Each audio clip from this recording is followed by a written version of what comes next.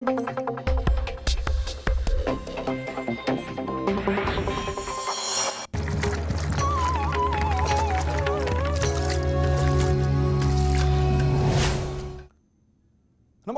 मैं हूं अनुपम। काली मंदिर का महाभारत कनेक्शन, गुप्त शक्तिपीठ का चमत्कारी रहस्य। इस मंदिर में ऐसी क्या बात है कि विदेश से दर्शन भी बन जाते हैं काम।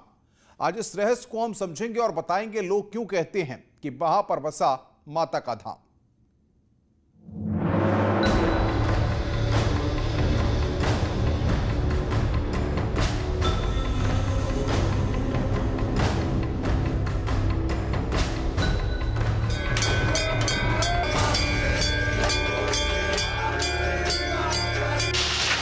एक चमत्कारी मंदिर।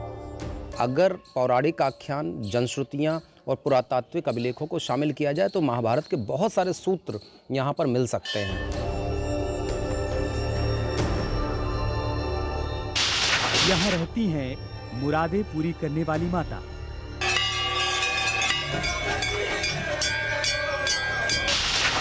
आखिर मां शक्ति का रहस्य क्या है?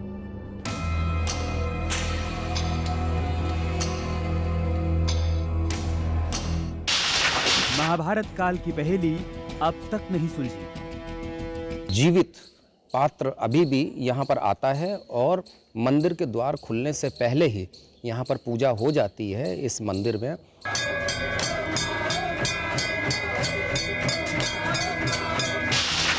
क्या ये सच है? आज भी यहाँ कोई अदृश्य शक्ति आती है?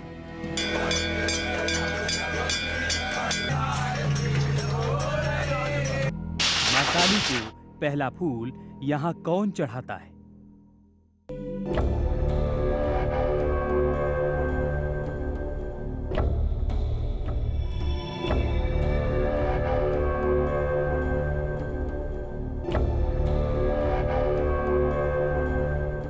बीहड़ हमेशा डाकुओं की कहानी और डकैतों की हुकूमत की कहानियों के लिए जाना जाता है।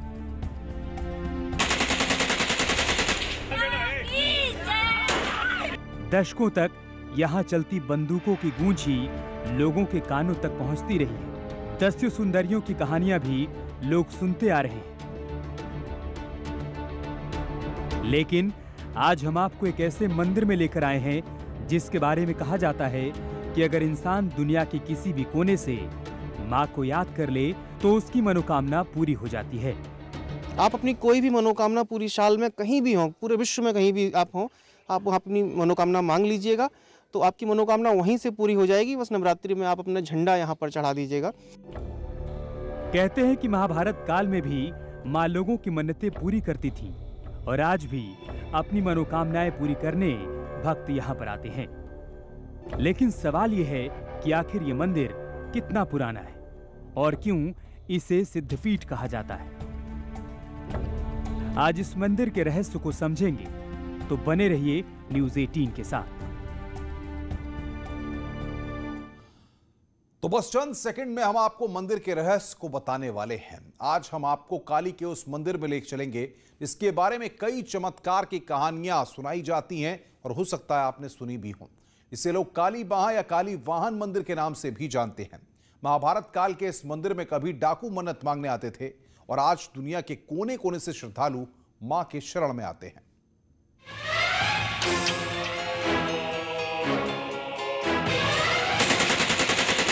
उत्तर प्रदेश के इटावा स्थित इस ऐतिहासिक काली वाहन मंदिर का महाभारत काल से क्या है ताल्लुक?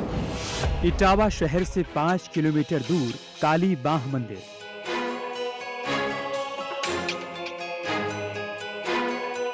इस मंदिर से जुड़े हैं महाभारत काल के कई रहस्य। शिव पार्वती से भी जुड़ी हैं कई कहानियां। मंदिर के नाम और मंदिर के निर्माण का रहस्य किसी चमत्कार से कम नहीं।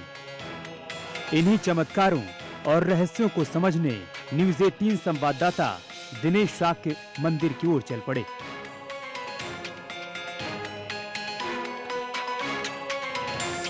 हमारी टीम उस चमत्कार को समझना चाहती थी जिसके बारे में कहा जाता है कि महाभारत काल से यहाँ पर माँ के चरणों में कोई फूल चढ़ाकर चला जाता है। सबसे पहले वही अदृश्य शक्ति माँ काली की पूजा करती है, जिसे आज तक कोई देख नहीं पाया। इटावा से 5 किलोमीटर की यात्रा के बाद हम मंदिर परिसर में पहुंचे। बीहड़ के बीच मंदिर स्थित है। पहले यहाँ पर डाकू आते थे, लेकिन जब डाकुओं का साम्राज्य ध्वस्त हो गया तो यहाँ पर आम श्रद्धालुओं की संख्या बढ़ गई। यह है ऐतिहासिक कालीवाहन मंदिर, इटावा के घनघोर बीहड़ों में बसा हुआ है।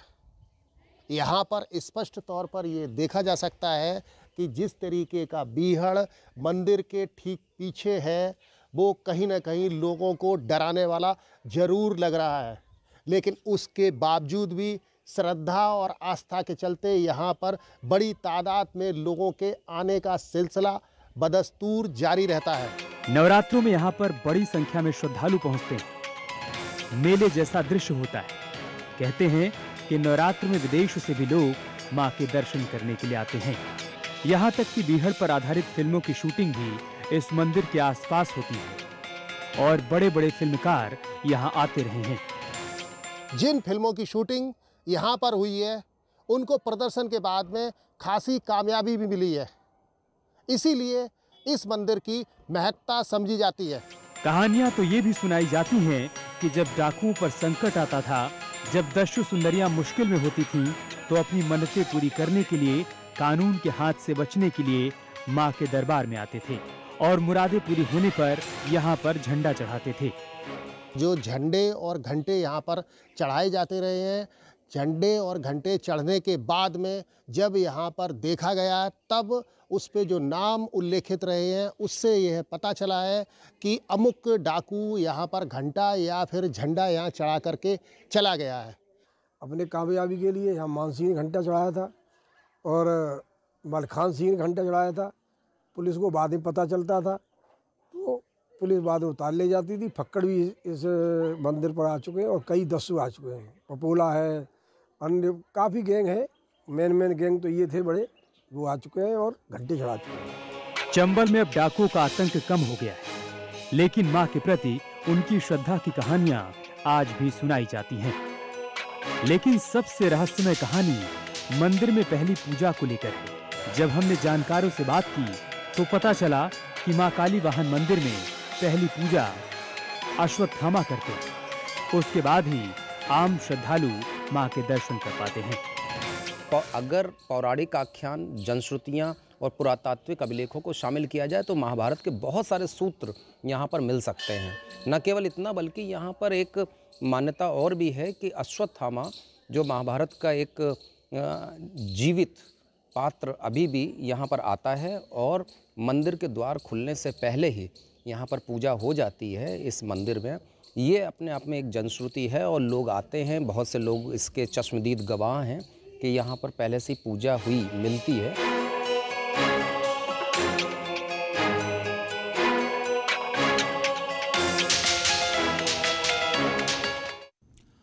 तो मुरादें पूरी करने वाली ये माता है, लेकिन कालीवाहन मंदिर का वहां का कनेक्शन क्या है, ये हम आपको दिखाएंगे एक छोटे से ब्रेक के बाद। कहीं मत जाइए।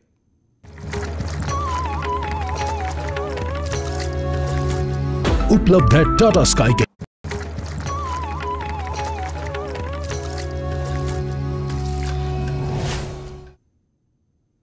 तो अब हम आपको बताने जा रहे हैं काली मंदिर का वहां का कनेक्शन क्या है, क्या मसला है। कालीबाहा मंदिर यमुना नदी के किनारे है। आपको बताएं कि इस मंदिर में अश्वत्थामा की पूजा का रहस्य जितना गहरा है, उससे ज्यादा चमत्कारी कहानी इस मंदिर के बनने की है। इटावा के बीहड़ में काली मां का मंदिर कैसे बना और क्यों इसे सिद्धपीठ कहा जाता है। आप ये भी सोच रहे होंगे कि अश्वत्थामा इटावा के इस काली मंदिर में क्यों पूजा करने के लिए आते हैं। देखिए हमारी रिपोर्ट।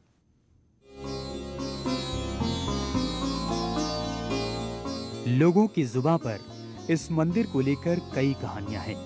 मुरादें पूरी करने वाली मां की महिमा हर कोई सुनाता है, लेकिन जिस वजह से सबसे ज्यादा लोग यहां पहुंचते हैं वो है मां सती की कहानी। इस कालीवाहन मंदिर से एक किंवदंती है कि यहाँ पर काली जी की बाह तब गिर गई थी जब शंकर जी उन्हें ले करके जा रहे थे। क्रोधित अवस्था जब वो सती हो हवन कुंड में गिर गई थी, उसके बाद में उनका जो शव था वो लेकर के वो जा रहे थे, तो उनकी बाँह यहाँ पर गिर गई थी।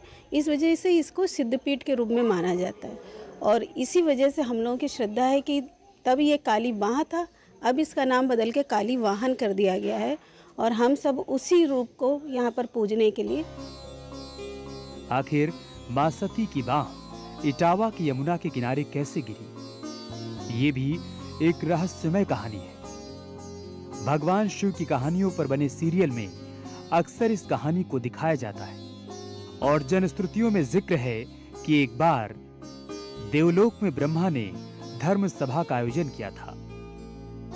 भगवान महादेव के साथ सभी बड़े बड़े देवता सभा में मौजूद थे। उसी वक्त माता सती के पिता राजा दक्ष सभा में दाखिल हुए। सभी देवता उनके सम्मान में खड़े हो गए, लेकिन भगवान शिव बैठे रहे। महादेव ने दक्ष को प्रणाम भी नहीं किया। ये बात राजा दक्ष को बुरी लगी और उसी वक्त से शिव से बदला लेने के लिए वो अक्सर अवसर खोजने लगे। कुछ वक्त बाद राजा दक्ष ने एक सभा बुलाई, लेकिन शिव को अपमानित करने के लिए उन्हें आमंत्रित नहीं किया। जब सती ने शिव से पूछा कि क्या आपको सभा में नहीं बुलाया गया है, इस पर शिव ने कहा, आपके पिता मुझसे बैर रखते हैं, फिर वो मुझे क्यों बुलाएंगे। ये बात सती को बुरी लगी और वो शिव को नहीं बुलाए जाने का कारण जानना चाहती थी। इसलिए शिव से पिता के घर जाने के लिए इजाजत मांगी। इस पर शिव ने कहा, शादी के बाद बिन बुलाए किसी लड़की को अपने मायके नहीं जाना चाहिए, लेकिन सती चली गई। पिता के घर सती का अपमान किया गया और यज्ञ में शिव का हिस्सा न देखकर वो हैरान रह गई। इसके बाद उन्होंने एक पल नहीं लगाया और पिता के यहाँ हवन कुंड में कूदकर सती हो गई।